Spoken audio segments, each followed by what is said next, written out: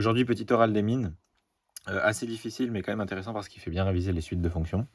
Donc en fait, on nous demande quelles sont les fonctions de 0,1 dans R qui sont limites uniformes, de polynômes convexes.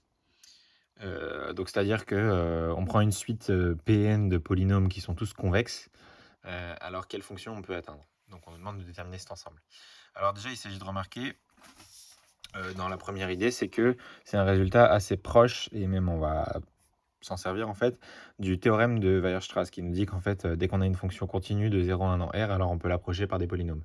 OK? On va voir que ce théorème-là est quand même assez proche et en fait même on va voir dans une deuxième méthode qu'on peut même s'inspirer de la preuve de ce théorème hem, pour prouver éventuellement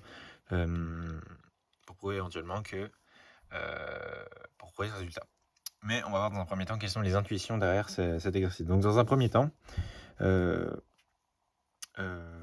si on fixe, je vais mettre un petit 1. Donc par exemple, si on prend Pn, donc on va fixer Pn pour n dans n, une suite de polynômes, OK, de polynômes convexes qui CVU, vers une fonction f. Bon, bah, en fait, on peut remarquer, qu'on a que pour tout n dans n, pour tout xy dans 0,1, lambda dans 0,1, eh bien on a, Pn de lambda x plus 1 moins lambda y qui est plus petit que Pn, enfin lambda Pn de x plus 1 moins lambda Pn de y. Donc ça c'est parce qu'on a pris une suite de polynômes convexes et en passant à la limite, on obtiendrait que f de lambda x plus 1 moins lambda y est plus petit que lambda f de x plus 1 moins lambda f de y. Donc on obtient déjà la première inclusion qui est assez facile à obtenir, c'est que l'ensemble des polynômes, les suites de polynômes convexes convergent vers une fonction, alors continue puisque c'est des polynômes, une fonction continue qui est convexe. Donc on a déjà ça, donc en fait on a donc potentiellement si on note, je sais pas f, notre ensemble de fonctions tel que ça, on a déjà que f est inclus dans l'ensemble des fonctions de 0,1 dans R convexe, avec f convexe. On a déjà cette inclusion-là, c'est-à-dire que l'ensemble des fonctions qui sont limites uniformes de polynômes convexes, alors elles sont nécessairement convexes. Voilà, c'est ça l'idée déjà de base. Et en fait, ce qu'il faut se dire, c'est pourquoi pas l'inclusion réciproque. C'est-à-dire que si on prend une fonction convexe, est-ce qu'on va pouvoir réussir à l'approcher par une suite de polynômes convexes? Et ça, c'est une bonne question, et c'est la question qu'on va se poser dans la suite, et c'est là la réelle difficulté de l'exercice, puisque ça, c'est quand même assez facile à avoir. Donc en fait, l'idée, c'est, on va se poser la question de la réciproque. Donc c'est-à-dire que, est-ce qu'on a nécessairement, est-ce que si on prend une fonction convexe, est-ce qu'elle est limite uniforme de polynôme convexe? Alors déjà, on peut remarquer que, on va fixer f convexe. F convexe. On peut remarquer que si on a une suite Pn qui converge, si on dispose d'une suite Pn qui converge vers F, cette suite n'est pas forcément convexe. A priori, il n'y a rien qui indique que ça soit convexe. Alors je vais faire un petit dessin pour comprendre. Et on va voir qu'en fait, c'est pas forcément vrai le résultat. C'est-à-dire que par exemple, je vais prendre une fonction convexe qui ressemble à quelque chose d'assez simple. Donc ici, on va voir que 0, ici, on va avoir 0, 1. Donc je sais pas, par exemple, quelque chose comme ça. Ici, on a un point de non-dérivabilité, disons. Et on remonte comme ça.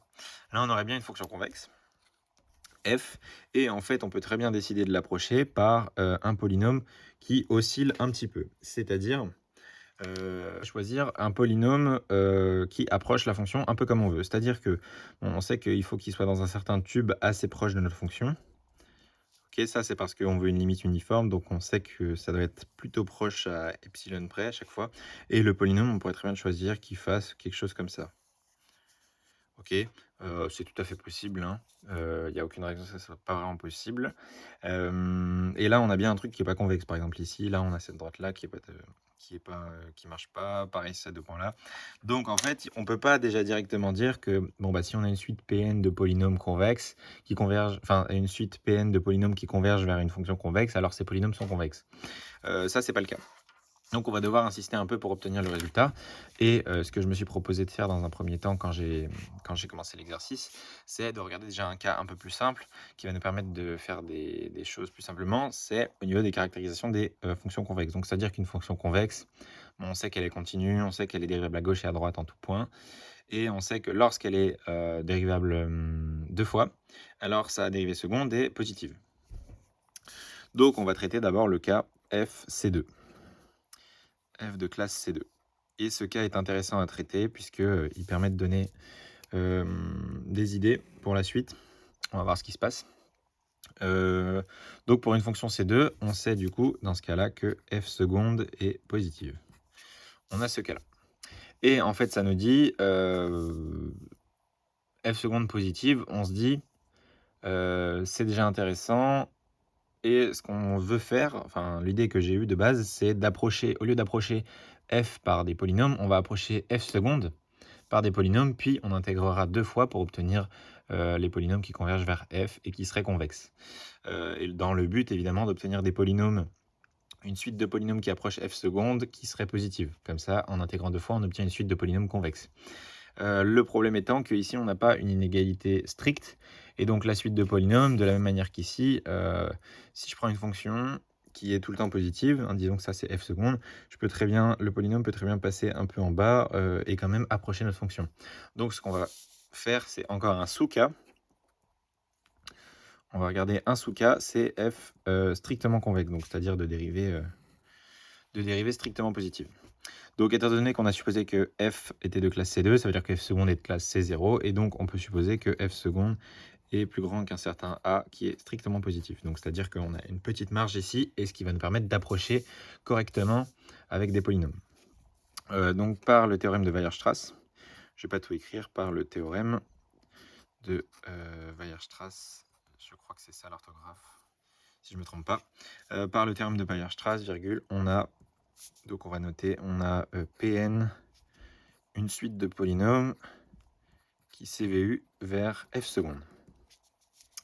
Voilà, donc cette suite de polynômes, elle est comme ça. Et ensuite, on peut vérifier facilement. On a APCR que Pn est tout le temps plus grand que A sur 2, qui est strictement positif. Ok, l'idée, c'est juste que si on a un peu de marge, donc je vais tracer un deuxième graphe, disons. Voilà, on est comme ça. Ici, on aurait notre hauteur A. Bon, bah, les polynômes, en prenant epsilon égale A sur 2, les polynômes vont être contenus dans un tube assez proche de ça, par exemple ici, et donc ils seront strictement positifs. Et donc on a que les polynômes à partir d'un certain rang sont strictement positifs. Donc quitte à réindicer, on peut supposer que notre suite Pn, enfin les polynômes sont tout le temps positifs sur 0,1. On peut supposer ça. Et on sait que Pn CVU vers f seconde. Donc ce qu'on va pouvoir dire, c'est qu'on va pouvoir définir par exemple Qn, donc une primitive de Pn, donc une primitive de Pn égale à f' de 0 en 0, à f' de 0 en 0. Et du coup, ce qu'on va pouvoir faire, on va avoir que Qn CVU vers f', ça c'est un théorème du cours, c'est-à-dire qu'on a la dérivée qui va converger, enfin on va pouvoir intégrer en fait, et la primitive va bien fonctionner, il n'y a aucun problème. C'est un théorème du cours, je vous laisse le vérifier si vraiment ça vous intéresse. On prend juste en fait de sorte que f' de 0 soit égal à, enfin que la Qn de 0 soit égale à f' de 0, comme ça on n'a aucun problème. En gros, j'ai juste un doute. Donc en fait, on veut une primitive qui soit égale. Oui, puisque Qn, ça va être. Oui, ça a l'air d'être bon. Ok, bon, peut-être que c'est pas bon, mais normalement c'est bon. Et on va pouvoir encore faire la même chose. Rn, une primitive de Qn égale à f de 0 en 0. Et on obtient finalement que Rn CVU vers, eh bien vers F. Et que Rn est convexe. Ok, pourquoi? Puisque la dérivée seconde de Rn c'est Pn, on a dit que c'était strictement positif. Donc ce cas-là c'est ok. Pour ce cas-là on est bon. Maintenant on va regarder le sous-cas de F seconde positive. Et donc là on n'a plus cette marge qui nous a permis de travailler juste avant.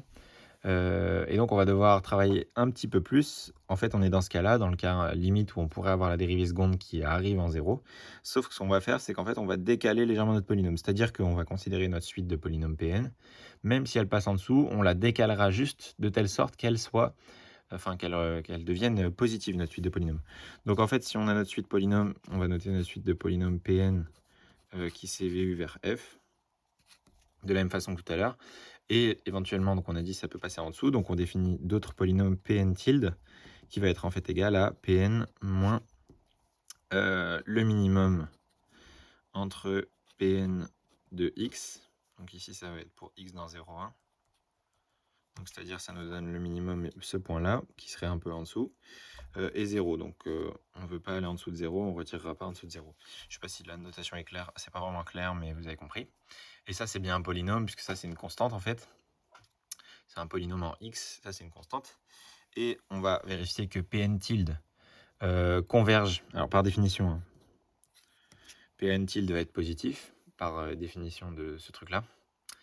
Ça marche très bien, puisqu'en fait si on prend un x, Pn de x va être plus grand que ce truc-là. Et donc en le passant de l'autre côté, on obtient bien que c'est positif.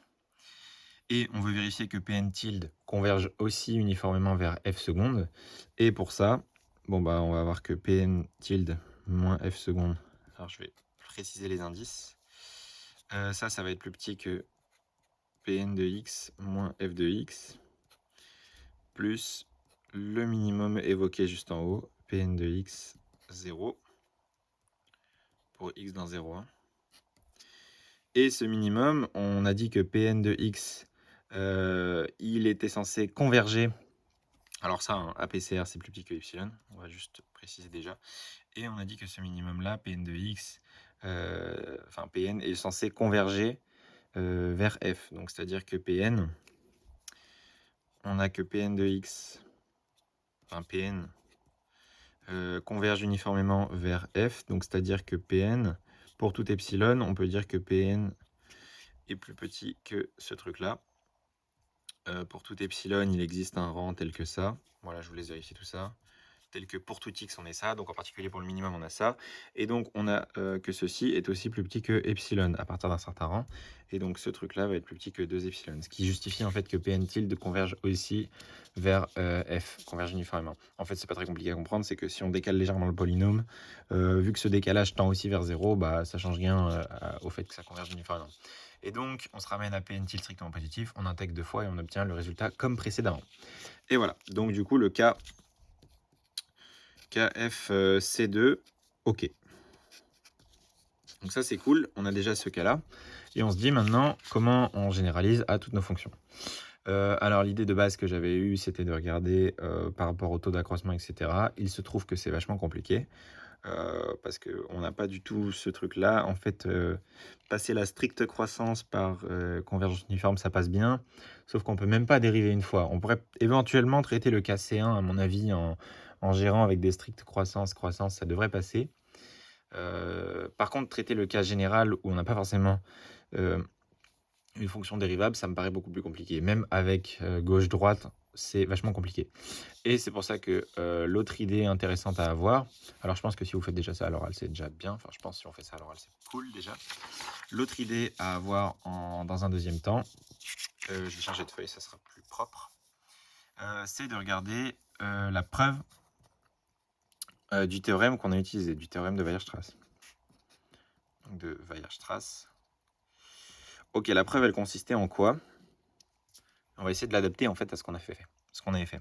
La preuve, elle consistait à poser un polynôme b, à poser un polynôme bf de x, donc on appelle les polynômes de Bernstein, bf de x, qui est la somme de k égale 0 jusqu'à n de kn f de k sur n, x puissance k, 1 moins x puissance n moins k. Alors cette formule-ci, petit rappel, en fait elle provient simplement, on peut démontrer de manière probabiliste que ça va bien marcher. En fait, l'idée c'est qu'on a une somme de variables binomiales et tout, parce que ça ressemble vachement à une variable binomiale. Donc en fait ça c'est l'espérance d'une variable binomiale. Et donc on peut assez facilement montrer que ceci va converger uniformément vers f. Et la preuve du théorème de Weierstrass donne du coup une méthode constructive. À partir des Bn de f, on construit une suite de polynômes qui convergent uniformément vers f. Voilà, sauf qu'on pourrait se dire, bon, bah, si on a f convexe, pourquoi pas avoir Bn de f convexe aussi? Donc nous, ce qu'on voudrait avoir comme petit lemme, ça serait donc f convexe implique Bn de f convexe. Et ce lemme serait extrêmement intéressant, puisqu'en fait, on n'aurait même pas eu besoin de faire ce qu'on avait fait précédemment, c'est-à-dire que il suffit de réappliquer, il suffit de dire qu'avec la preuve du théorème de Weierstrass, ceci converge bien vers f uniformément, et vu qu'on a f de f convexe, alors cette suite de polynômes est bien convexe.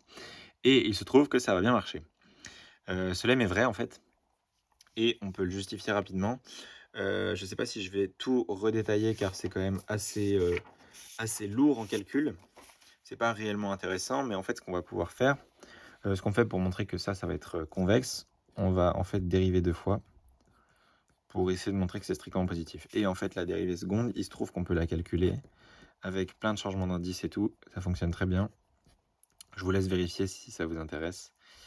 Ça fait donc k parmi n, delta de k, et ici, x puissance k, 1 moins x puissance n moins k, avec, évidemment c'est important, delta k, ça va être f de k plus 2 sur n, moins 2 f de k plus 1 sur n, plus f de k sur n.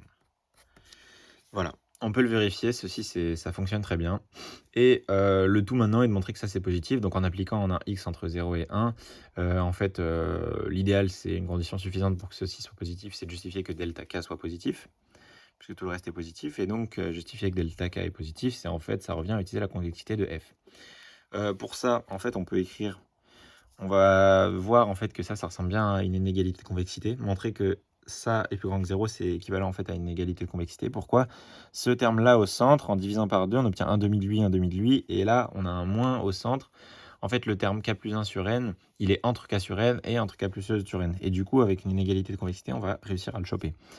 En gros, k plus 1 sur n, on va pouvoir dire que c'est 1 demi de k plus 2 sur n, plus 1 demi de k sur n. Ok, ça c'est une banalité. Et donc du coup, on va pouvoir appliquer notre inégalité de convexité, c'est-à-dire que f de k plus 1 sur n, c'est plus petit que f 1 demi de f de k plus 2 sur n, plus 1 demi de f de k sur n. Et ceci est équivalent à avoir delta k positif. D'où finalement, on obtient que Bn de f est convexe. Et donc ça trivialise l'exo. Après, il faut avoir l'idée quand même de se dire, est-ce que le polynôme de Bernstein serait convexe? Bon, franchement, si on l'a jamais vu avant, c'est bien compliqué. J'ai mis un paquet de temps avant de voir que ceci était convexe. Franchement, c'est pas trivial, et c'est pour ça que le cas précédent en fait est plus intéressant. Enfin, c'est pour ça que j'ai voulu le traiter avant, parce que il est réellement instructif, alors que là, c'est vraiment une preuve. Bon, on drop un lemme et on obtient le résultat. Voilà, c'est bien beau, mais on a vu mieux comme preuve. Voilà.